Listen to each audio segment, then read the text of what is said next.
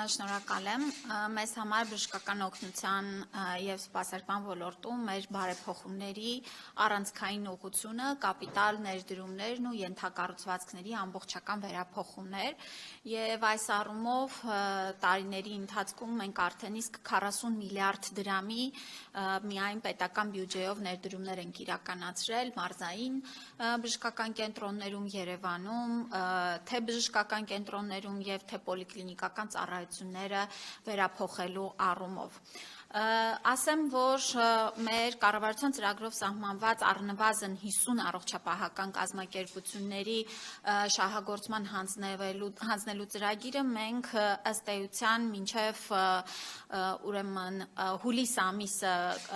կամփոփենք դրանից մոտ 24 բժշկական հաստատությունների և գումարած 11 ամբուլատորիաները արդեն իսկ կհանձնվեն շահագործման և հաջորդիվ ամիսների ընթացքում մինչև տարվա ավարտ մենք ամբողջապես 50-ի խոստումը կիրացնենք։ Առաջիկա օրերին մենք արդեն իսկ ամփոփման շինարարական աշխատանքների և գույքով հագեցման աշխատանքների փուլում ենք գտնվում Սիսիանի բժշկական կենտրոնը, որը ամբողջովին նոր կենտրոն է և ծառայելու է մարզին որպես ռազմավարական գերհագեցած մահճակալային ֆոնդով, նոր տեխնոլոգիական սարքավորումներով կենտրոն և ես ուրախ եմ, որ այս նորակառույց բժշկական կենտրոնը իր մեջ համարելու է նաև ամբողջովին նոր ծառայություններ, օրինակ ուրեմն սկրինինգային ծրագրերի առումով է ընդլայնվելու, վիրահատական միջամտությունների նոր ծառայություններ ենք ունենալու, համակարգչային շերտագրման նոր սարքավորում ենք ունենալու և հաջորդիվ էլ մենք մեկ տարվա ընթացքում նախատեսում ենք, որ ունենալու ենք այնտեղ նաև ինվազիվ սրտաբանության ծառայություն, որը շատ կարևոր է և մեզ համար ռազմավարական ուղղություն է։ Հաջորդիվ, ինչպես ասեցի, մեր առաջնահերթությունները 19 պոլիկլինիկաներից, որոնք շինարարական գործընթացում են ներողություն, ամբուլատորիաներից, որոնք շինարարական գործընթացում են այս պահին, 11-ը մինչև հուլիս ավարտել և հանձնել շահագործման։ Ես նախորդ օրը գտնվում էի Շիրակի մարզում և այցելեցի այնտեղ կառուցվող 2 ամբուլատորիաները, ըստ էության մեկ ամսվա ընթացքում կավարտվեն շինարարական աշխատանքները և մեզ ևս մինչև մեկ ամիս, մինչև որ հագեցնենք այդ լրիվ նոր պայմաններով։ Պիտի ասեմ, որ մենք չենք կարող առողջության համընդհանուր ապահովագրության այս բարեփոխումը հաջող ընթացք ապահովել, եթե այս տարիների կապիտալ ներդրումները չլինեին և մեր տարիների հագեցումները ըստ էության այսօր հնարավորություն տվեցին, որ դիմելիության աճը, որը կանխատեսվում էր, մենք հնարավորություն ունենանք սպասարկելու։ Ես մեծ ուրախությամբ ուզում եմ նշել, որ մարզային բժշկական կենտրոնները իսկապես աննախադեպ հոսք ունեն։ Եվ սա խոսում է նաև թե վստահության և թե հասանելիության մեծացման մասին։ Մեր բնակչության համար տվյալ մարզի շրջանակներում հասանելի և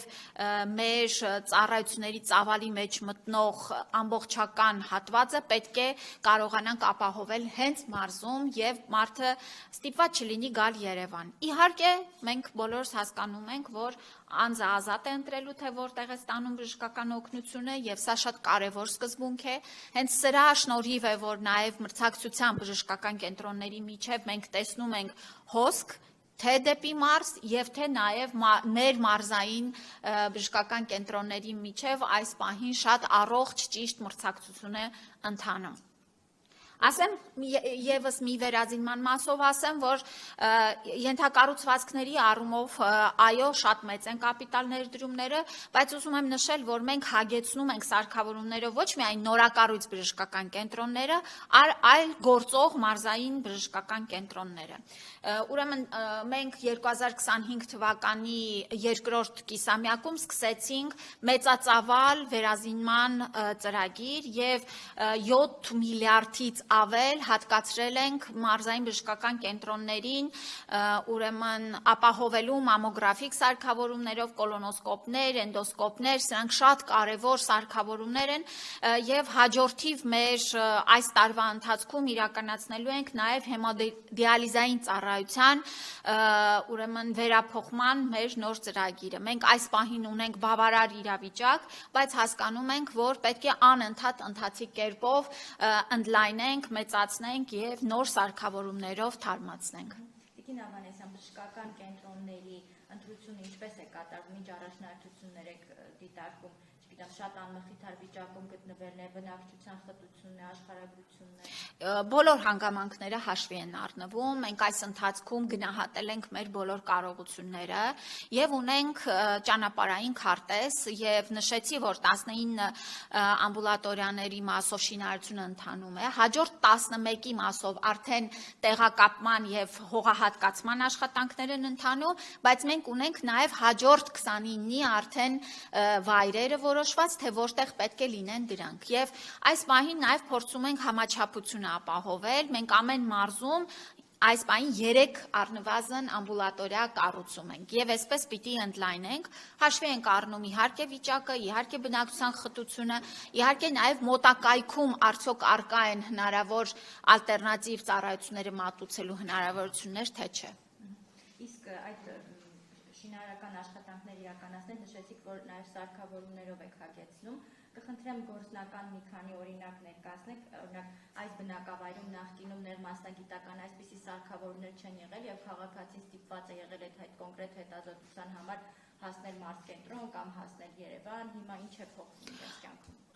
Օրինակը բերեմ Արարատի բժշկական կենտրոնի վրա, Արարատի բժշկական կենտրոնը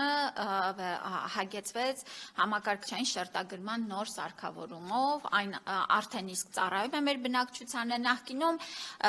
ուրեմն պետք է գային Երևան այդ ծառայությունը ստանալու, հիմա արդեն թե մասնագետով եւ թե սարքավորումով ապահովել ենք, որ հենց բժշկական կենտրոնում այդ ծառայությունը կստանան։ Հաջորդիվ օրինակ Գյումրի բժշկական կենտրոնը առաջիկայում արդեն մատակարարման փուլի մեջ ենք, կստանա մամոգրաֆիկ նոր սարք եւ այսպես 10 մամոգրաֆիկ ուրեմն սարքավորումները կտեղակայվեն մեր Երևանում եւ մարզերում։